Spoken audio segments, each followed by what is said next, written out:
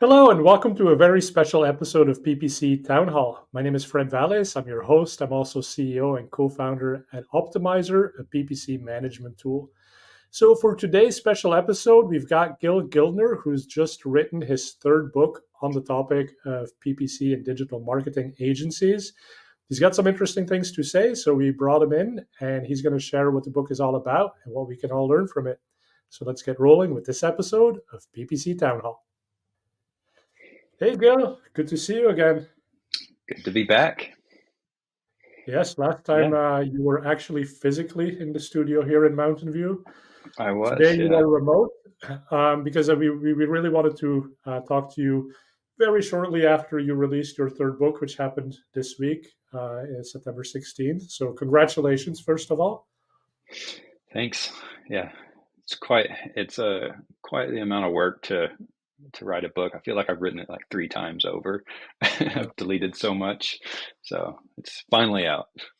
Yeah. Well, and as an author, by the time you've done so many revisions, you feel like, yeah, nobody probably wants to hear this. It's pretty repetitive, but That's I think it's exactly what pretty. I think. I was telling Anya, I was like, there's nothing groundbreaking in this. And like I've read this three times, like, and she's like, well, to you, but hopefully it's a little contrarian. Contrarian, Yeah, Unorthodoxy. So that is the title of perhaps. the book. I only Yeah. read the Kindle version, so I don't have a nice Okay. physical copy to show to the camera. Do you have one? I I'm sure do. you got one. It's There you go. right there. Yeah. So Unorthodoxy. Yeah. For people who read the two previous books, it looks like the coffee mug on the cover started full, then was half empty, and now there's a cigarette butt in Yep. the coffee mug. So does I've that I've mean this is the last book? I've run out of the whole concept is over. I have nothing to go beyond this. So yeah. Yeah. But yeah, let's jump into it, right? Yeah. So there's kind of like three core parts of the book, but tell people listening today what the book is all about. Well, I would say the first thing about this book that I think is unusual is that it I intentionally had to really struggle to not be tactical. And to because I kind of think things are changing so much right now that it's very difficult to be very specific in digital marketing. It just feels like things are undergoing a polar shift, just swapping. So I was trying to think of like what actually sets apart a really good marketer that can kind of weather the storms of we're so platform focused now, and that's the second part of the book is that the internet feels like it's been centralized. Everything happens on Facebook, Instagram, X, you know, TikTok, whatever the platforms are. And the old internet of blogs and even like professional websites and stuff, it's going away. It has almost has gone away in a very big way. So like the only thing I think survives this shift is brand or influence or more personal networking.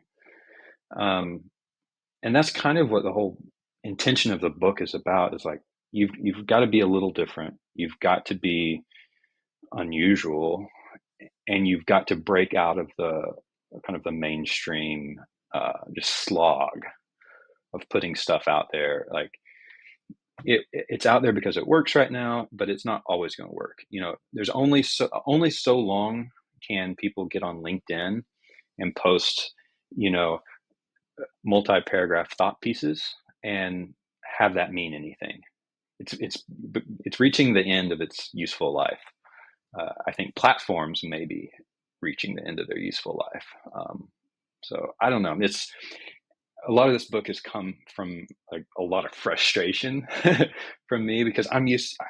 You know, I was like 12 years old at the in the turn of the millennium, and that was where like every niche pursuit had its own five competing forums, and you could find those strangest people in the world talking about these unique things. Um, the internet now does not have that. Um, yeah, so Well, that's interesting, right? Because the internet did hold a promise of enabling the long tail and the uniqueness, and everybody could find what was right for them. And so you're making the point that we've gone back to sort of mainstream. And I agree with that. Even if I do a search on Google nowadays, looking for creativity and inspiration, that inspiration is often not there because there's a homogeneity in terms Yeah. of what's being offered. And I think in my job, I get to travel the world quite a bit, and it's amazing to see how similar, you know, Bali has become to New York. And obviously, like, they don't have the skyscrapers, but the types of restaurants you'll Yeah. find, the type of food you'll eat, the types of things people use, it's all very, very similar, right? And I think that's kind of what you're saying. I was in Uganda a few years ago, and I was out in a little village, and they didn't even have electricity. But there was an older man that had a little flip cell phone. He was listening to the radio on it, and it was "Call Me Maybe." And I had this like just this shift where I was like, "Holy, like we've lost something. We've gained something, and we've lost something." Like "Call Me Maybe" is not a song that should go out into the bush of Uganda. It doesn't Right. deserve that. But yeah, that homogenous nature, I think It's a pretty catchy song, right? But yeah, I get what you're saying. it's a catchy song. It's not too bad. Yeah. No, and then you get the flip side of that as well, right? So K-pop, which is obviously Korean, but now they're Hmm. making songs basically geared towards the American market, and Yeah, everybody's kind of going for that bigger markets. And again, that's what introduces the sameness across everything. Um, now, I mean, let's bring it back, right? So you talk about three like really fundamental shifts that we as yeah, marketers have to think about. Um, and the first one is about being unorthodox. And you talk a little bit about everybody believing that there's a bell curve and that we all fit on the yeah, bell curve. So, what this made me think about was the fact that you didn't want to offer tactics in the book. And oftentimes that's not necessarily appreciated because we all want to know, like, what do I we know do now? exactly. But I think the point that you're coming at this from is listen, if I give you tactics, they're going to be the standard tactics, they're going to give you average results. And there's enough information out there about how to get average results, like how do people run PMAX, how do people bring DSAs into the mix, how do they run YouTube campaigns, like it's out there, right? Like we Yeah, can't really add anything unique to that. But your point is like, don't be average, be unorthodox, try something new, shoot for the fences because um, because there is actually no average. Like average doesn't work. So talk more about yeah, that. yeah. So that the idea is that we I feel like, especially in marketing, because we're so close to so many numbers and metrics, we feel like we know that everything's part of a bell curve and we're all in the 50th percentile. And from that, we can assume, oh, everybody kind of knows how to use the internet. Everybody kind of knows how to use Google Analytics. Everybody kind of knows how to set up Google Ads campaigns. Actually, no, there's nobody is in the 50th percentile. 90% of humanity is down, like has no idea what Google Ads, Google Analytics, or anything is. And they're way down at the bottom. And then you have a very small subset of humans and consumers and professionals that actually do know this stuff. And even within that, if you zoomed into that, you'd have people that kind of know what they're doing, and then a very way at the longest of the long tail, you have some incredible experts. There is no such thing as average when it comes to a lot of this technology, in my mind. What that means is that it takes a very little bit to go a very long way. Simply reading an article on Google Analytics gets you in the top percentile of the world, actually, probably. um, Read a few books, watch a few videos, use it a little bit, and you're one of 10,000 people who know how to use the thing really well. Like, it's pretty, the numbers in like if, are mind-boggling if you look at it from a pulled back view. Right. That's I mean, kind of if you start with 8 billion people, then obviously like only a fraction of us are digital marketers. So we even know what Google yeah, Analytics is and how to yeah, use it. But there's also a notion maybe that and I have a strong opinion on that, but I want to hear yours. So, okay, do we even need to know what Google Analytics is as a marketer? Do we even need to know how to calculate a CPC bid when we all have access to automated bidding. When a lot of this, like the modeling that happens in analytics platforms, like it's done for us, right? Like third Yeah. party cookies by and large going away. So the precision of that measurement is not there anymore. And there's statistical models replacing and giving us a modeled answer, which could be good enough. But to what degree does it even matter to understand that? Or can we just use it and get pretty decent results? Well, I think my answer 10 years ago would have been entirely different. Now, the modeling is honestly getting pretty good. PMAX is getting pretty good. So do most people need to know? Actually, probably not. But if you do know, you are in the top percentile. And that is probably worth it. It's worth it to me. If I want to be in the top percentile of digital marketers, I want to be really good at this. And even if I don't have to do it on a day-to-day basis, I want to know the formula. I want to know how it works. I think that makes me a better marketer than anyone else who gets to that point. I don't ever think not knowing something is better, but that's just my opinion. Yeah, and I agree with you. I think it's important to understand fundamentals, at least at this point in time, it still is. Interesting article in the Wall Street Journal that was basically saying, listen, people like you and me, and most of the people, say 30 and older, or no, actually anyone with a job today in pay-per-click or digital marketing, like we came from a world where we had to understand how things worked. And so even if we get generative AI that does a lot of the work for us, or we get an automation from Google that does the work for us, it's fine because we can still pick up on, okay, maybe it didn't do the job exactly right. Like I know how to go and fix that because I know how it got to that wrong place. Or I know how it got to 80% of the right answer, but kind of like missed that last bit. Now, the risk is that if you're just starting out in your career and you've never had to do these things manually and you've never educated yourself on how these things work, and you're it's just thrown magic. into magic, right? And that's all you know. And then GPT breaks and GPT drifts. I've talked about this, how it gives you the right answer today, but tomorrow, magically, it's no longer the right answer. It shifts, it drifts. And then what do you do? And that's the frustration that we've so long seen with automated bidding from Google, is that, like you're saying, it does a really good job. It does a much better job than 10 years ago. But once in a while, it goes haywire. And then you're like, well, I can either turn it off or I have to, but if I turn it off, then what do I do, right? I have to go back to manual. And if I don't know how to set a CPC based on the signals that I'm seeing, then I'm kind of in a tough position. Yeah. And I think it's like, honestly, most people probably can just turn things on automatic and it will probably be okay most of the time. But it's more of a diagnosis and like a critical thinking that you have to know, like if you really want to ensure that you'll have a job 10 years from now, you need to know how things work, like, it's, I think Okay, it's so there is good. no average. You got to know how it works. You aspire to be like at the best of the best, right? So I think that Yeah. was like one really key point that I picked up on in your book, and there's many more key points that I'm probably glossing over here. But I'll talk about the second one.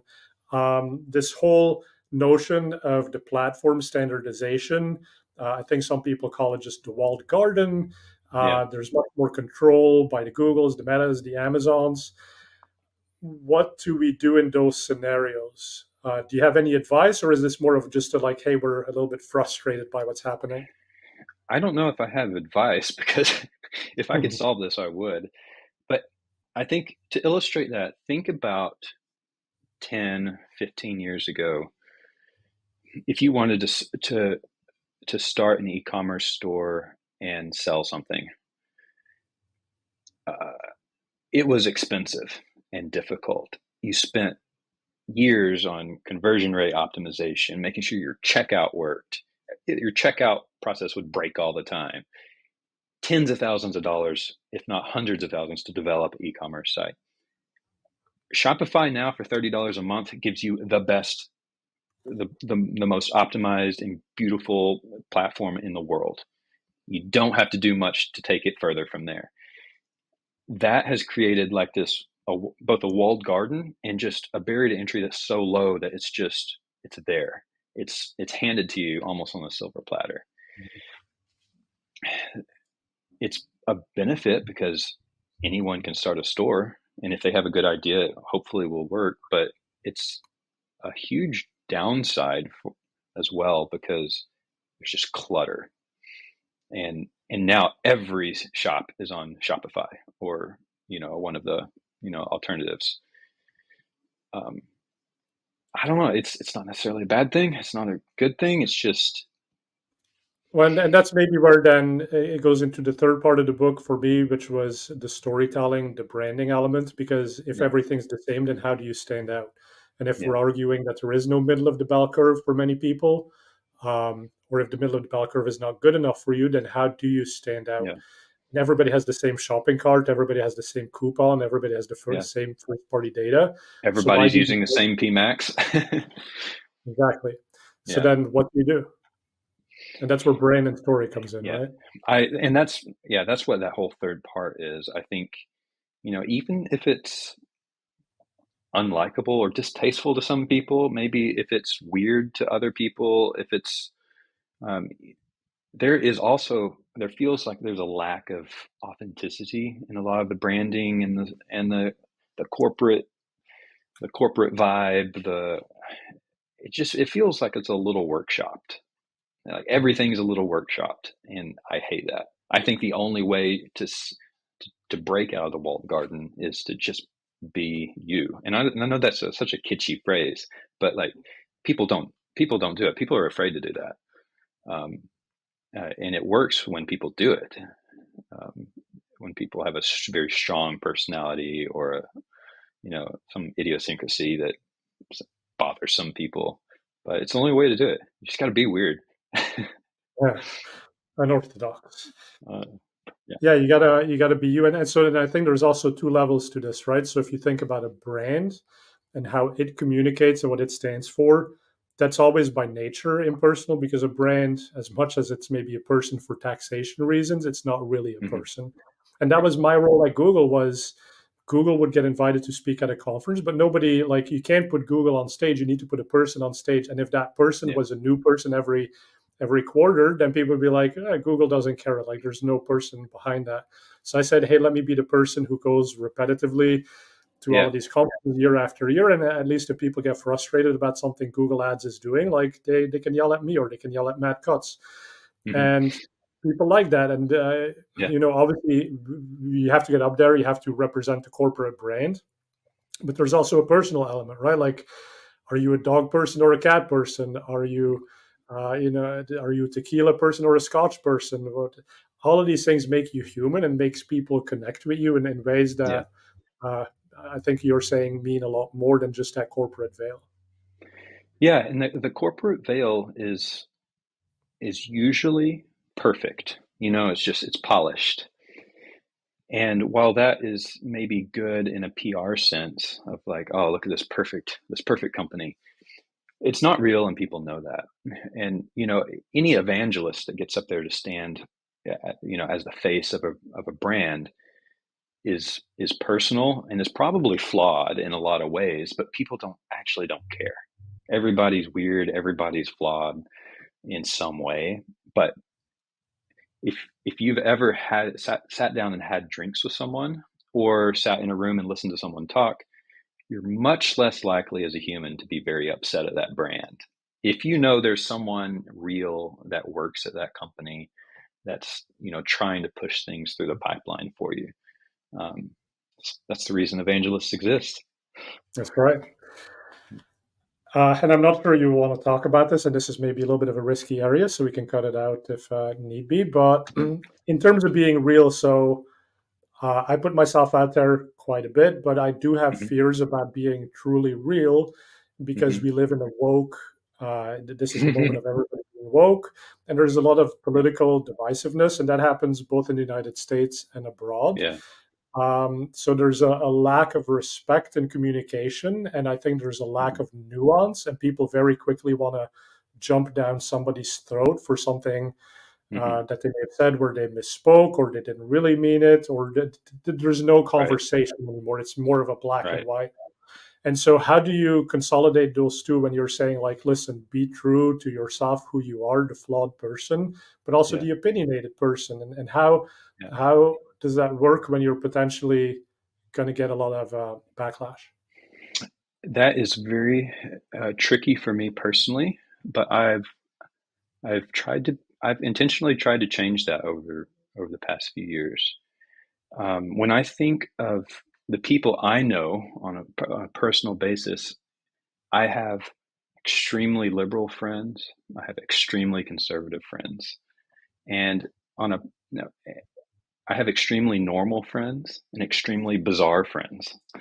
Um, on a personal basis, actually, I don't think anybody cares. That's the thing. On a face-to-face basis, we're at the same barbecue. Um, it's only really when you get on the internet and there's a barrier in between you and everybody else that people feel free to just pull out the guns and they're just like, look at all these idiots with an opinion that's different than mine. If they were in person around the same table, I very seldom do you have anyone that's actually like that. So, my opinion has been, yes, it's super risky for me to be opinionated, and I'm super opinionated. I don't put half of what I think out there, but I kind of think if I'm going to follow my own intuition on this, I just have to be who I am. If people don't like it, they don't like it.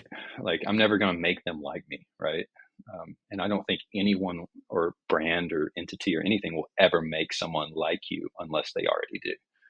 It's way more intangible than you know. Right. And I suppose at the end of the day, listen, we're gonna potentially piss off some people, but like you said, that they're pissed off in their online personas, but when they sit down Yeah, with you face to face, it's not going to be that yeah, vehement. And at the end of the day, with 8 billion people in the world, do we really need to be everybody's friend, or can we run a very successful exactly, business with other exactly. people Yeah, who are real and who are willing to come to the table to have a conversation as opposed to just like a very locked in view? right. Do I want to work with someone who doesn't like me? Like, well, no. Like, there's 8 billion other people out there, and I can find someone who does like me. Like, Yeah, it'll be so much easier to work, you know. So yeah, it would I be. agree. Um, Now, you made a point, LinkedIn posts, Hmm. multi-paragraph posts. I do Yeah. quite a few of those, or not, I mean, not that many, but I do them occasionally. You said the days of Okay. those are numbered. Big difference. Okay, I read your LinkedIn posts, and they're great. Okay, I'm thanks. talking about there was like the meme, the formulaic, like sentence by sentence, impactful short sentence. Is a specific format. It just drives me crazy. It was super viral and super effective for about 2 years, and now anyone who's still doing that is like 2 years behind the curve. Um, that I just use that as an example of like those kind of memes that the communication trends that the bandwagons people hop on. And I think that's kind of just the internet. And it's one of the interesting things about the internet where hive minds kind of create memes. But yeah, that's just my personal pet peeve. Well, and that makes sense. Okay, so, but ultimately, what you're saying is like aim to be on the high end of the bell curve because that's Yeah. where success exists. And then you also made a point about experimentation, right? Don't try average, small change sort of things, but swing for the fences. Yeah. Um, Yeah. and actually, do you want to talk about that for a bit? Like what you think about experimentation? Yeah. And a lot of my opinions on maybe you could call it the agile methodology um, come from trauma in my past professional experience, companies I worked with. Um, there was one in particular that could not do a single thing without throwing it into a sprint and being very iterative.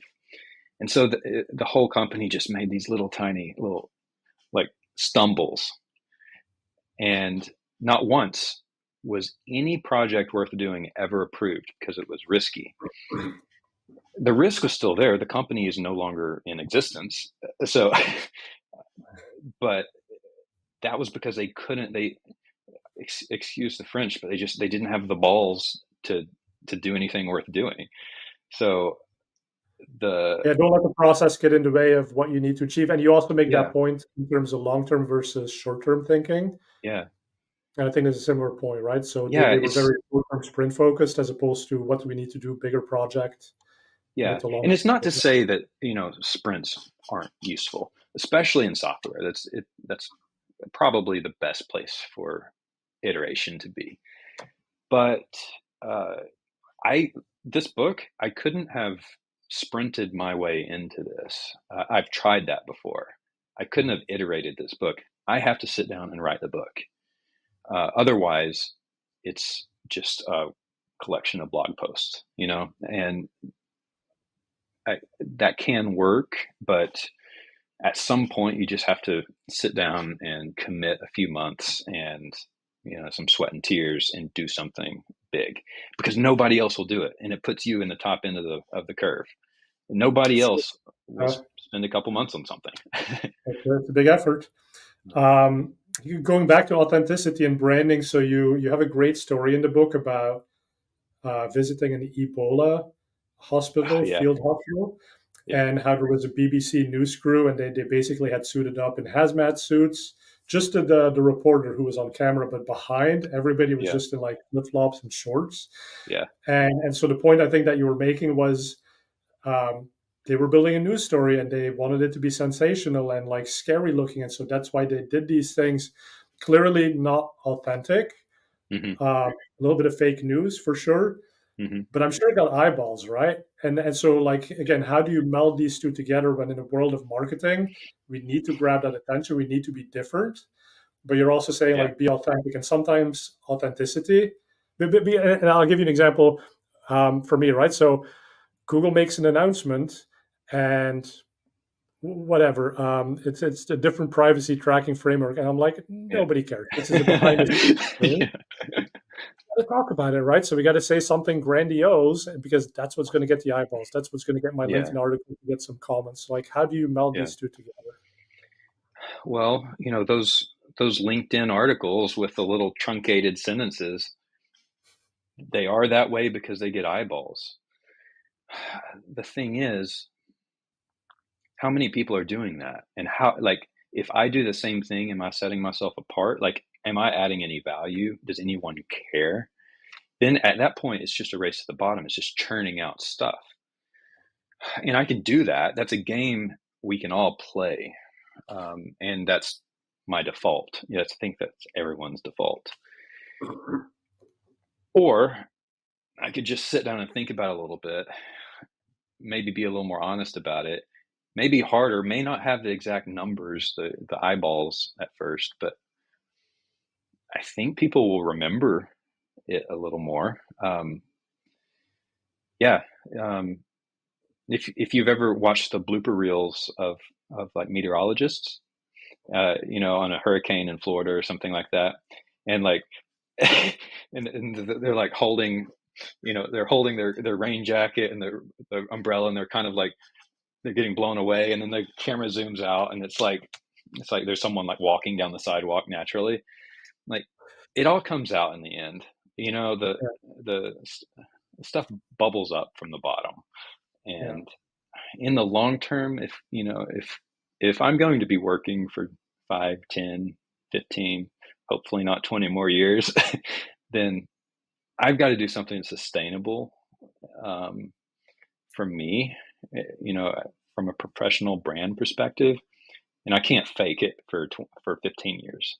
I just can't fake it for that much longer. yeah. Even That's if true. even if I go slowly, even if I get one new fan a year who really, really likes what I have to say, I'll take that route over the hundreds of thousands of people that will flip on me on an instant because I'm not on the latest trend. Yeah, for Um, sure. it's just a personal preference, though. So Yeah. No, well, hey, Gil, thank you for putting that all down in a book. I thought it was an interesting read. Um, Yeah. so everybody go and get the Kindle or the paperback version. It's on Amazon right now. It's called Unorthodoxy. Gil has also written a couple of other books, so you can check those out about building an agency together with his wife. This is the first book I think that you've authored by yourself on the topic of agency. Yeah. So Yeah. that's a change right there. But yeah, and then if anyone wants to connect with you, Gil, or Discosloth, I guess they'll find you on LinkedIn. Anything else people should know? Yeah. I tweet often on X at Gill Gildner. So that's where I'm usually throwing my thoughts out into the ether. Great. Hey, well, Yeah. thanks for joining me on the podcast today and sharing a little bit about the book. So, Yeah. everyone, hope you've enjoyed watching and listening. If you did, please subscribe, and we'll let you know when the next episode comes out. And when we have special one off episodes like this, when we read a cool new book or there's a breaking industry development. So, thanks, Gil. Thanks for watching, and we'll see you for the next one.